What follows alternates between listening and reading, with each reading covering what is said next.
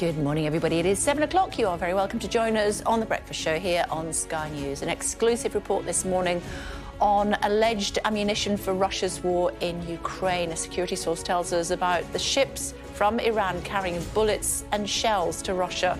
We'll speak to Ukraine's ambassador also this morning.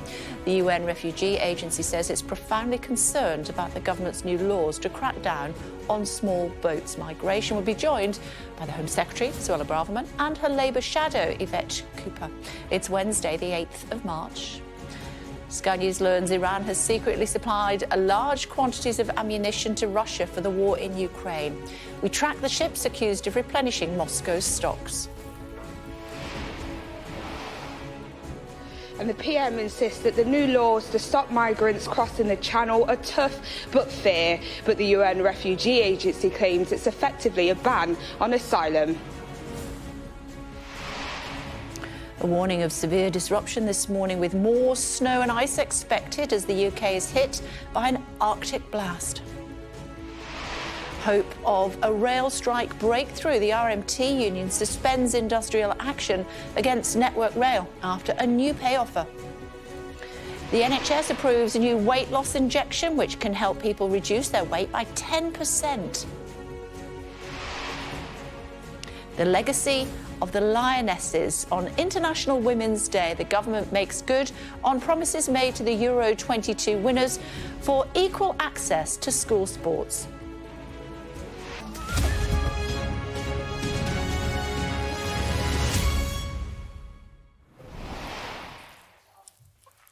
Hello, everybody. A very good morning to you. We want to start with an exclusive report. A security source has told Sky News that Iran has secretly supplied large quantities of bullets, rockets and mortar shells to Russia for the war in Ukraine and plans to send still more. The source said two Russian-flagged cargo ships departed an Iranian port in January, bound for Russia via the Caspian Sea, carrying about 100 million bullets and around 300,000 shells. We want to get more information on that. It's an exclusive by our Defence and Security Editor, Deborah Haynes. Good morning. It's good to see you this morning. Tell me more.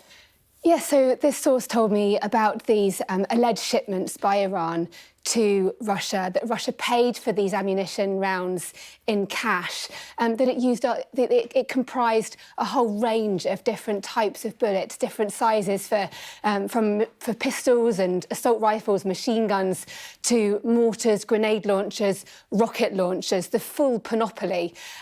It's important to say that we haven't had a response from the Russian government nor from the Iranians, but I was speaking to the Ukrainian ambassador yesterday. He said he's not surprised by these claims. He says he expects more because Russia is having to use up so much of its ammunition in this war in Ukraine, which is going on. Russia's defence industry is being hit by Western sanctions, making it harder to produce more, which is why it's turning to these allies. And I know you have a special report, especially for breakfast. Here we go. Russia is burning through ammunition in Ukraine. It means Russian industry is under pressure to produce more. Now claims have emerged that Moscow is also receiving help from a close ally. A source alleges that two ships transported a large amount of ammunition in January from Iran to Russia, paid for in cash. The security source told me the two ships are thought to have been carrying up to 100 million bullets and around 300,000 shells of varying sizes for different weapons like machine guns, grenade launchers, mortars. It's not been possible independently to verify the volume, and one expert said it did sound quite high, but Iran is certainly suspected of supplying an amount of ammunition to Russia to help replenish stockpiles that are thought to be running low. Sky News' Data and Forensics Unit looked into the movement of the two Russian ships that were named by the source as the Musa Jalil and the Begay. On the 9th of January, marine traffic data show them in the Iranian port of Amirabad on the Caspian Sea. This satellite image is taken the following day. One of the ships, the Musa Jalil seen here, is likely turning to leave the port. Later, the other ship, Begay, and now Musa Jalil, appear to have left and are travelling north towards the Russian coast. By the 27th of January, they've reached the Russian port of Astrakhan. The vessels can be seen here and here in this satellite image taken on the 2nd of February. Sky News hasn't been able independently to verify what they were carrying. Ukraine's ambassador to the UK says he's not surprised about the ammunition claims, given that Iran is already supplying Russia with deadly drones. This is sort of a coalition of the weak nations trying to, to consolidate their last efforts to withstand the pressure of much bigger Western support, which Ukraine is quite happy to have. But President Vladimir Putin is still talking tough as his military fights on. Asked about the ammunition claims, Russia's defence ministry and Iran's foreign ministry have yet to give a response. I suppose the big question, Deborah, is what does this then mean going forward as far as China is concerned? That's the question that many Western capitals are asking and are looking at. The US has come out publicly and declassified intelligence saying that they believe China is considering sending weapons to Russia for its war in Ukraine.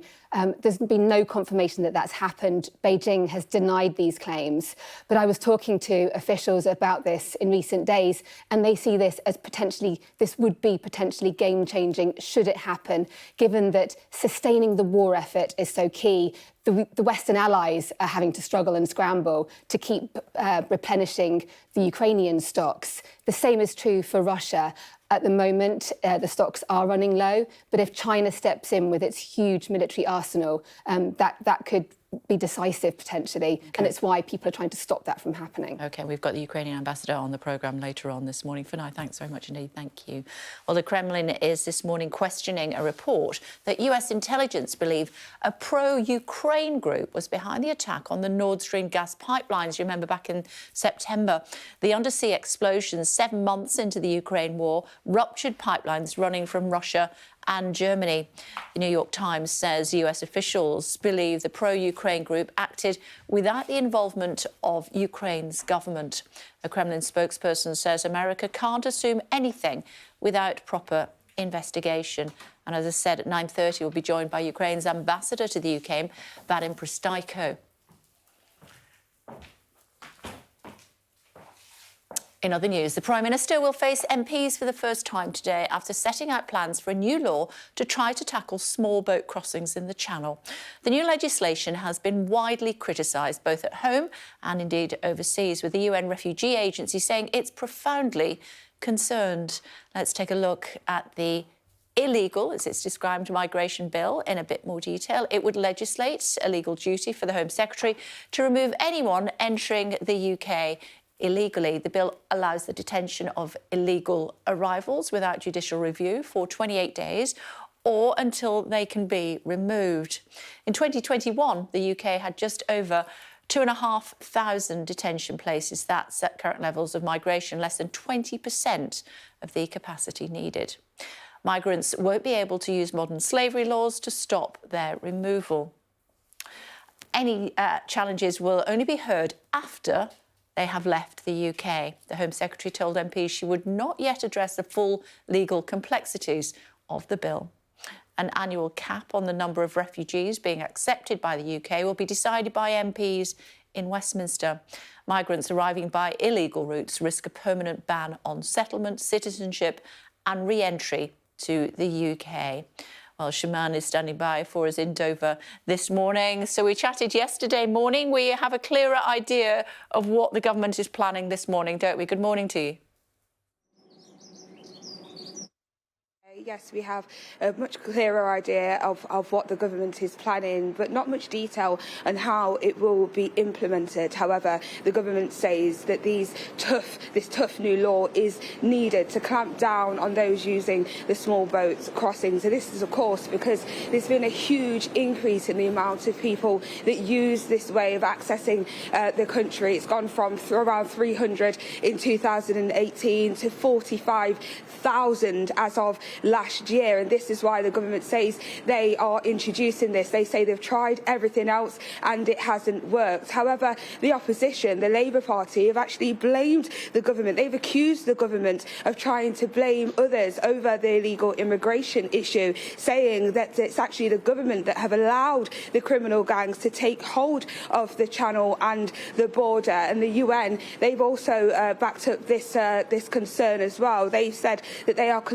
profoundly concerned by the plans, and it would effectively amount to a ban on asylum. They've said the current legislation, which was obviously introduced yesterday or was announced yesterday, would eradicate the right for those to seek refuge and protection in the UK. As I say, the government says that in order for them to be able to put these safe and legal routes in place, they first need to crack down on these small boat crossings and the illegal gangs that often prey on the people trying to come over here. So indeed, there will be lots of questions for Rishi Sunak to answer later today in the Commons.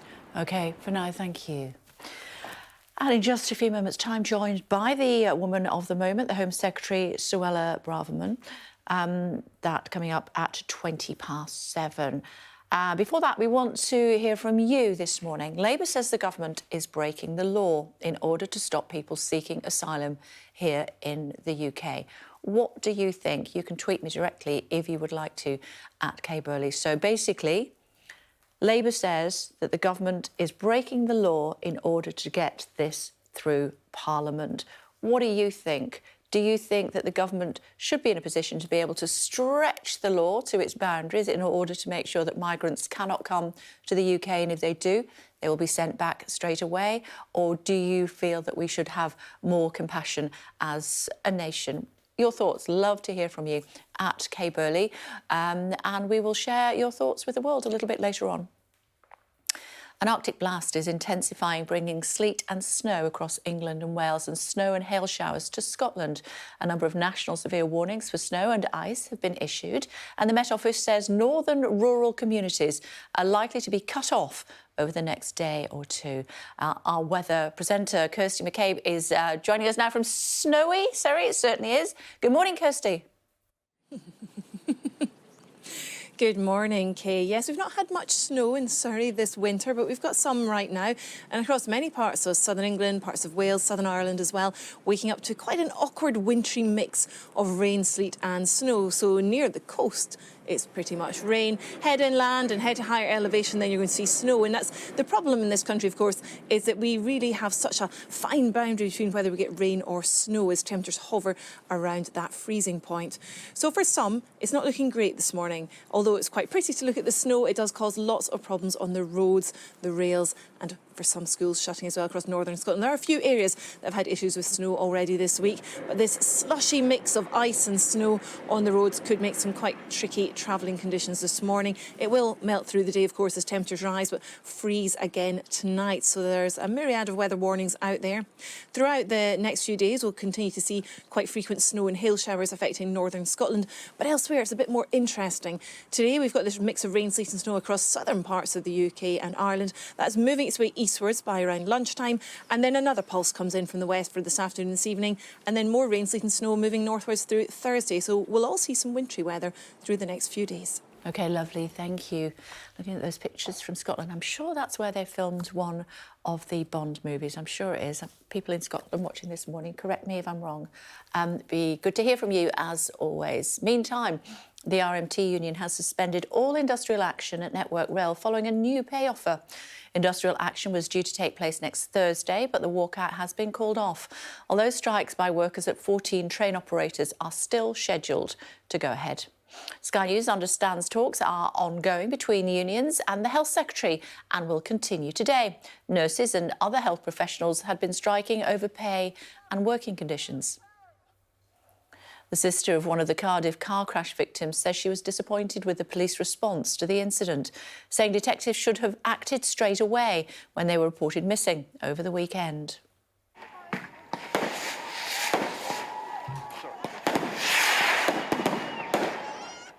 Yesterday, a vigil was held in Cardiff to remember the 3 young victims. Fireworks were let off to pay tribute while crowds of people gathered with balloons, flowers and messages of condolence. Eve Smith, Darcy Ross and Raphael Jean died in the crash, while Sophie Rousson and Shane Loughlin are in hospital with critical injuries. An investigation has been launched into two police forces over claims they failed to begin a search for the victims quickly enough. They'd been reported missing when they disappeared after a night out on Saturday. Now, it's the second day of the parole hearing for Britain's most notorious prisoner, Charles Bronson. It's expected to start with evidence from an independent psychologist commissioned by Bronson's legal team. During the first day of the hearing on Monday, he told the board he was almost an angel now compared with his old self. The 70-year-old spent nearly 5 decades in prison and says he wants to get out to see his 95-year-old mum. The trial of the man accused of shooting dead Olivia Pratt-Corbell in Liverpool last summer continues this morning. Yesterday, prosecutors told the court the 9-year-old screamed, "Mum, I'm scared," moments before a bullet struck her chest. Olivia was killed last August as a gunman chased a convicted burglar into her home. Her mother, Cheryl, was injured in the shooting. A statement was read in court on behalf of Cheryl Corbell. It reads, "I was just screaming to go away and then I heard the gunshot and realised, because I felt it, it hit my hand." She referred to Olivia as the baby and said, "I remember when I turned around and realised the baby was right behind me because she'd obviously come down the stairs because she'd heard." One of the other children heard Cheryl scream, "Olivia had been hit." On the stairs, she told Olivia, "Stay with me, baby." In other news, the Match of the Day host Gary Lineker will be spoken to by the BBC after appearing to compare the government's asylum policy to Nazi Germany. Writing on Twitter, the ex-footballer criticised the bill as immeasurably cruel and said the language in which the plans had been set out was not dissimilar to that used by Germany in the 1930s. Sir Graham Brady has become the latest prominent Conservative MP to announce he won't be standing at the next general election. He's best known as the long-time chair of the 1922 Backbench Committee, which has been central to the ousting of the last 3 Prime Ministers. At least 6 Palestinians have been killed and dozens more have been injured in an Israeli army raid in the occupied West Bank city of Jenin. The military said that one of those killed in the Jenin refugee camp was the suspected assailant behind a fatal shooting of 2 brothers in the northern West Bank town of Hawari last week. Studies have found that the jab for weight loss saw people's weight drop by 12% on average after 68 weeks. We're going to tell you more about what we're talking about with that. Basically, it's an injection that you can have, which may well be available on the National Health Service, and it means that you can lose up to 12% of your body weight. OK, let's bring more details now, should we, about the small boats that we have been talking about. Lucky to have the Home Secretary in the studio for us this morning. Good morning to you. Thank you so much for joining us. As a barrister, are you completely comfortable with breaking the law? We're not breaking the law, Kay. We are very confident that our measures that we've announced yesterday are in compliance with our international law obligations. But it's really important to know that we need to take action. The status quo is unacceptable. 45,000 people arrived here illegally, sometimes fatally, so last year on small boats. Wasn't illegal. It's breaking our laws to come here without a legal basis, without permission, and passing through a safe country where they should have and could have claimed asylum first. Let me tell you what Amnesty International say. They say the rights of migrants, refugees and asylum seekers are protected by international law, regardless of how and why they arrive in a country. They have the same rights as everyone else, plus special or specific protections. As a barrister, you're condoning breaking the law, according to Amnesty International. We're not breaking the law, and no government representative has said that we're breaking the law. In fact, we've made it very clear that we believe we're in compliance with all of our international obligations. For example, the Refugee Convention, the European Convention on Human Rights, other conventions to which we are subject. But what's important is that we do need to take compassionate but necessary and fair measures now, because there are people who are dying to try and get here. They are breaking our laws. They are abusing the generosity of the British people. And we now need to ensure that they are deterred from doing that. We need to break the model of the people smuggling gangs. We need to stop people making this journey in the first place. If they want to come to the United Kingdom, they should choose to come here through safe and legal routes. They should put in an application through the legal mechanisms that we have offered them. They're not breaking the law. The Universal Declaration of Human Rights, you just quoted that, it states that everyone has the right to seek and enjoy asylum from persecution in other countries. That's what they're doing. Well, we have a very generous regime of supporting people coming here lawfully for humanitarian protection, whether it's the 150,000 Ukrainians, whether it's the 100,000 people from Hong Kong, Afghanistan, Syria. In many instances, we accept people who have come here lawfully for those very purposes that you've just referred to. What we can't go on accepting is people breaking our laws, jumping the queue. I'm afraid you're wrong. They are coming here unlawfully because they don't have a legal basis to be here. We're going to be changing the law to ensure that they don't make the journey in the first place. If they come here illegally, they come here on a small boat without a legal basis to be here, having passed through a safe country through which in which they should have first claimed asylum, they won't be able to settle here. They won't be able to claim asylum here. They won't have an entitlement to a life in the UK. You have talked about stretching the absolute boundaries, haven't you, of what is and isn't legal. That's like being a bit pregnant. You're either breaking the law or you're not. According to all of the research that we have done, people who get on a small boat to ride to the UK are not breaking the law. It's those that smuggle them here that are breaking the law. What are you doing about them? Well, on that last point, we can definitely agree. I won't repeat the first point. The people smuggling gangs are a root cause of this problem, and they are sophisticated, they are operating on an international scale, they are well-resourced, and they are exploiting people. They are selling a lie. They are encouraging people to pay sometimes tens of thousands of pounds, sometimes their life savings, in the vain hope that they're going to travel here in a boat and get a life in the UK. That must be smashed. That model must be broken.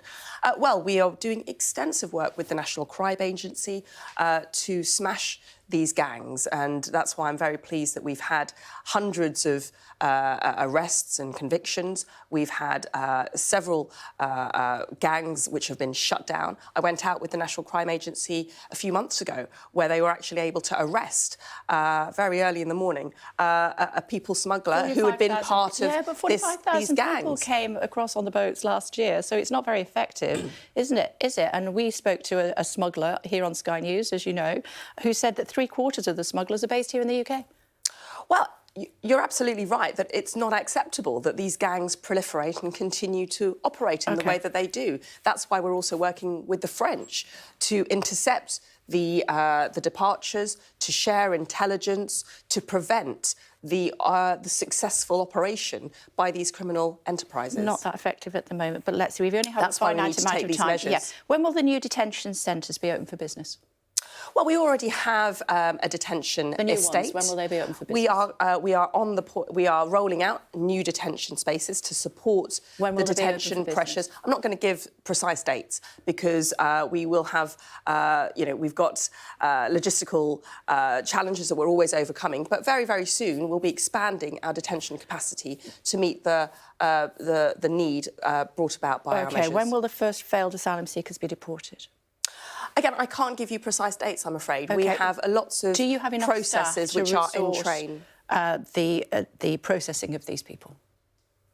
Well, we have, we already have an asylum caseload which is being worked through. Not very effective.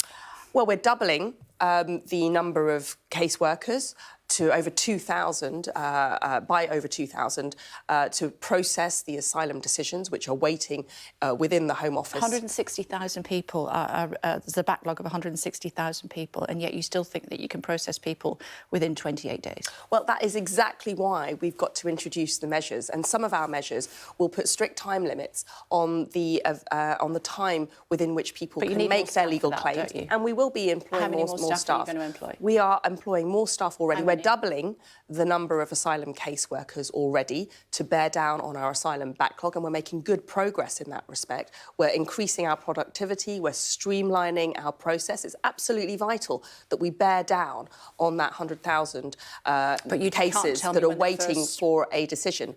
We've now introduced new measures and new procedures. They are going to be, it will all depend on when this bill becomes an Act of Parliament. We've now introduced it. We're going to go through the process in Parliament. I encourage all of my colleagues to support this bill so that we get these powers on the statute book as quickly as possible. When will people be sent to Rwanda? Well, again, part of our Rwanda scheme is in court. We had a very strong victory in the High Court at the end of last year. When will people be sent? Testing the lawfulness of our Rwanda scheme. I should just say, about 12 months ago, people were deriding our Rwanda scheme as being unlawful. The High Court disagreed with that. Yeah, and we have to respect... So when will they be sent? We have to respect the court timetables. So when will they be sent to Rwanda? We will be going into an appeal hearing in April relating to the Rwanda scheme. We will then await a judgment from the Court of Appeal. You'd have to ask the judiciary as to when the timetable would be, but we will respect any timetable set by the courts. How much will it cost per removal? Well, we have paid a sum. I'm very proud. Not just to Rwanda, but more generally, how much will it cost per removal? Well, at the moment, it's costing £6 million a day. How much will it to cost per support removal? The asylum seekers who are being housed in hotel accommodation. And the premise of your question is that this is somehow going to cost more. No, I completely reject that. And what I'm saying is we're going to save... I'm looking for some facts, and I haven't got a lot. How much will it cost for Well, I'll tell you what we'll save. We'll save £3 billion a year if we get this bill onto the statute books, if we're able to relocate people to Rwanda, and if we're able to stop the boats. OK, let me tell you that Mo Farah was trafficked when he was 9. You probably know this. He's won a 6 gold Olympic medals. Under your new scheme, he would have been deported when he was 18. Is that the case? Well, as I said, we are very proud of our world-leading modern slavery is that the case? Regime. Let me just answer your question. Please. And we've got world-leading protections on human trafficking. We're signatories to the European Convention Against Trafficking. And I'm very proud of the legislation that this government, or the Conservative government, put in place to protect victims of trafficking and modern slavery.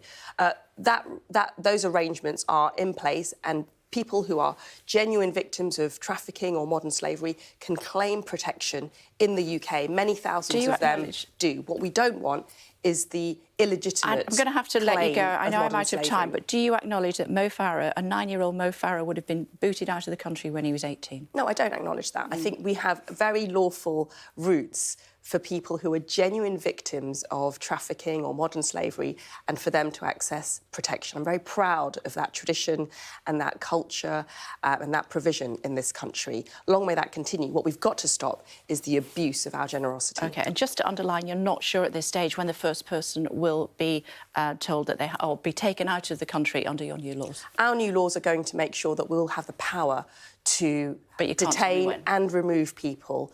And we're very confident about moving forward with our groundbreaking partnership with Rwanda. I must let you go. It's good of you to join us this morning. Thank you very much indeed. Thank you, Kay. Thank you.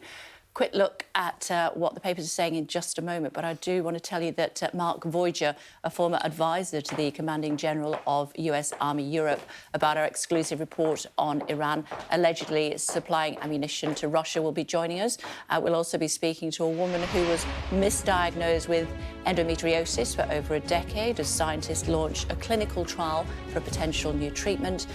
And that will be coming up momentarily. Before that, the weather. Warm memories wherever you go. The weather, sponsored by Qatar Airways. Northerly flow making it very cold, widespread overnight frost, milder air preceded by snow and rain. The weather, sponsored by Qatar Airways. Time now for a look through some of the photos that have caught our eye today. Contestants for this year's Crufts competition have arrived in Birmingham ahead of day one of the event, which kicks off tomorrow. The annual International Dog Show is the largest of its kind in the world and sees pups from all over compete for various awards, for the top prize being Best in Show. Some of the poochies met up yesterday for a photo call ahead of the competition. This is Harlequin, called H for short, and that is a Chihuahua called Boo, which is me and which is the Home Secretary, some might ask. In addition to that, we've got, do you remember we had 3 doggies on the programme earlier on in the month? In fact, at the end of last month, they will also be at Crufts. I love that picture. Also on the programme for you, still to come, the Lionesses help to secure their legacy by equalling access to sport in school.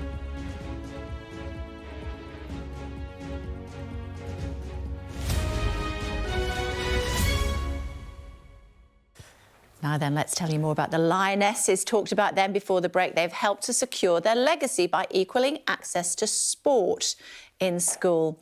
To mark International Women's Day, the government has announced a new package of measures to ensure boys and girls have equal access to 2 hours a week of school, sport in school. It comes after England's Lionesses squad launched a campaign urging the government to pass measures to ensure that all girls get the chance to play football at school following their Euros win last summer. Good for them. Looking at our top stories for you this morning now, Sky News has learnt that Iran has secretly supplied large quantities of ammunition to Russia for the war in Ukraine. We track the ships accused of replenishing Moscow's stocks.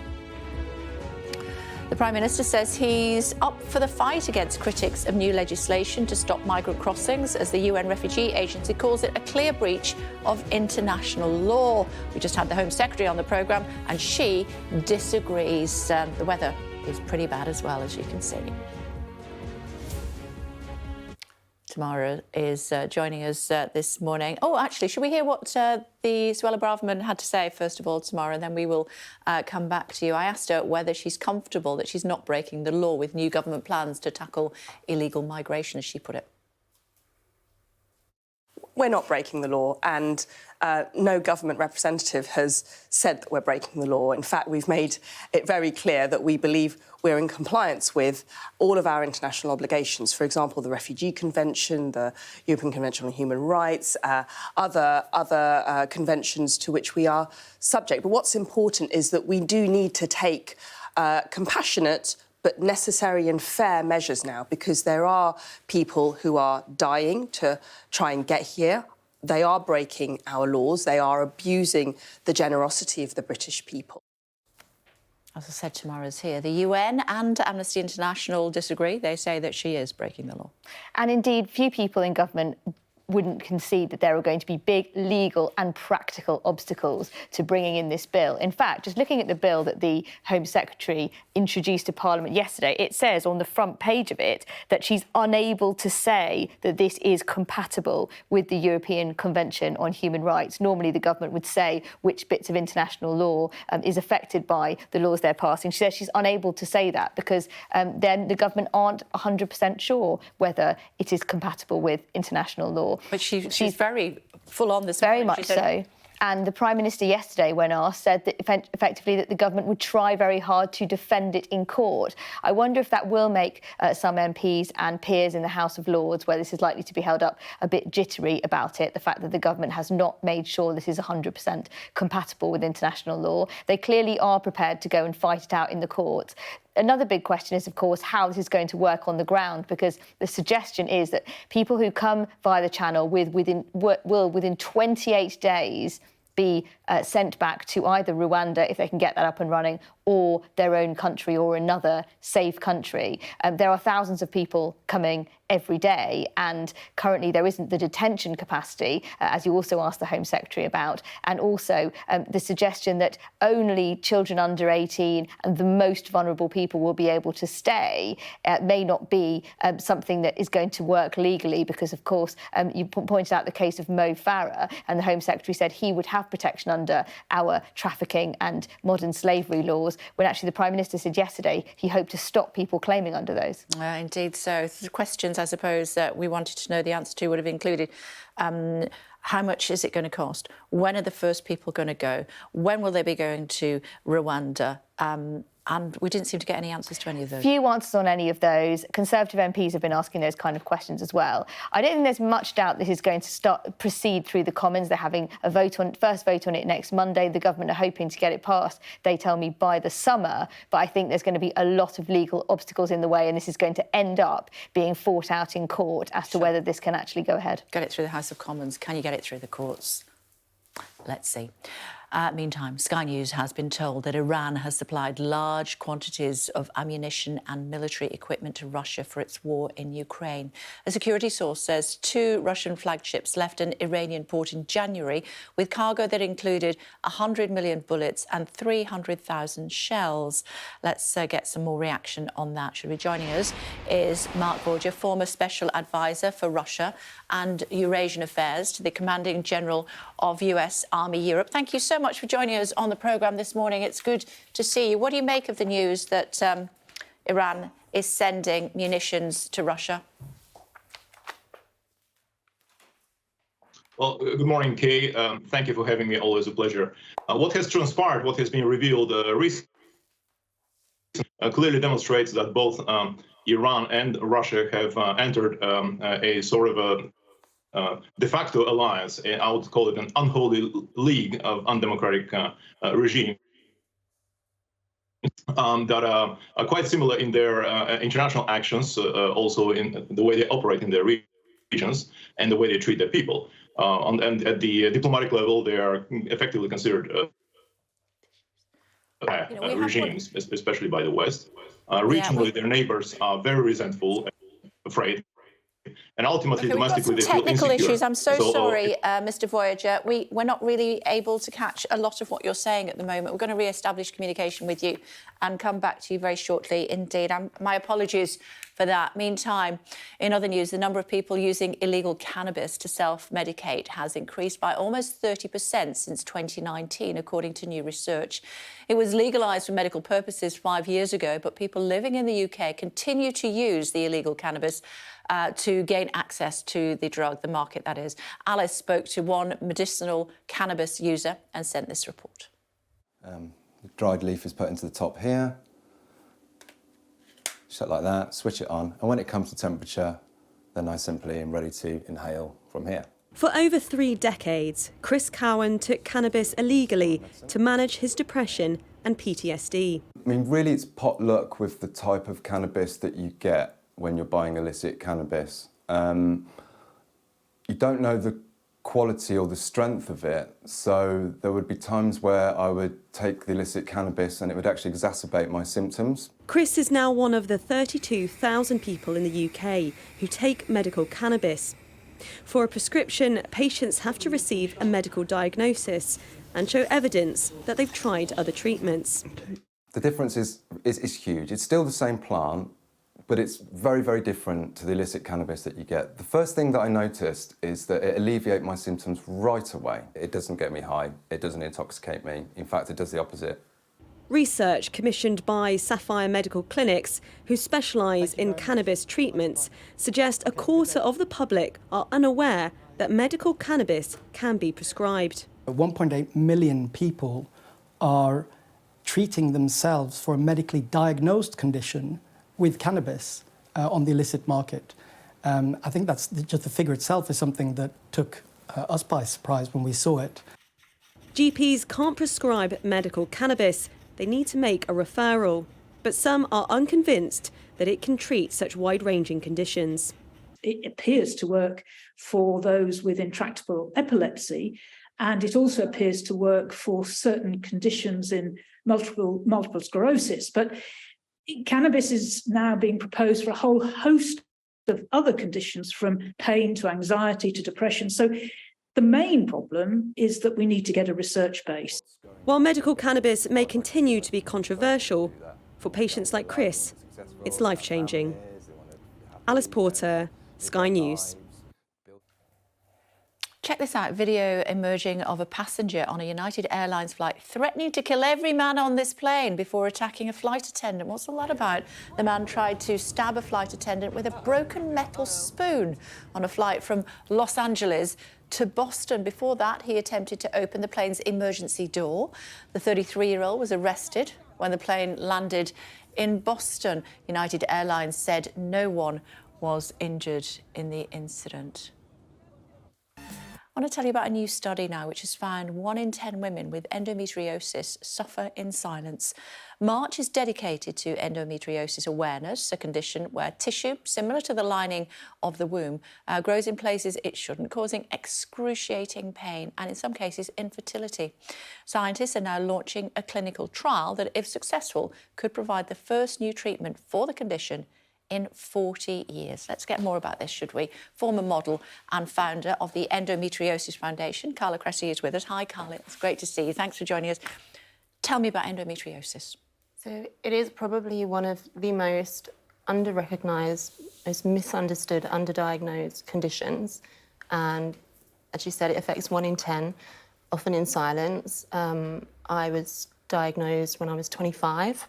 But my symptoms started when I was 13. I was already under gynecology at 14, but nobody knew, what was wrong or could kind of piece together why this was happening. So I went through this kind of 10-year back and forward to the GP, to hospital, and my diagnosis really only came around because it was suspected that I had acute appendicitis, so I had my appendix removed. And we realised it wasn't that. I was still really unwell. And then I was kind of taken back into surgery and had open surgery where they found stage 4, which is the very end stage of endometriosis, and it had spread to my kind of bladder and my bowel. So, yeah, it's been quite a long kind of journey to get to my diagnosis. And back then, endometriosis was nowhere to be seen on the internet, so there was no kind of information or awareness as to what there is now. But it's still just lacking so much. So what sort of symptoms should young women watching this morning, what should they be looking out for? Pelvic pain, painful periods, kind of maybe changes in menstrual flow. It can be so different for each person. Painful bladder and bowel movements, painful sex, and also difficulties getting pregnant. But also it can depend where it is in the body, because it can really travel anywhere in the body, to the type of symptoms that you might have. So, for example, if it's affecting the bladder, you might experience, extreme pain passing bladder movements or unable to empty the bladder. So, yeah, it really can just depend on where it is. And it's very debilitating, I'm guessing. Absolutely.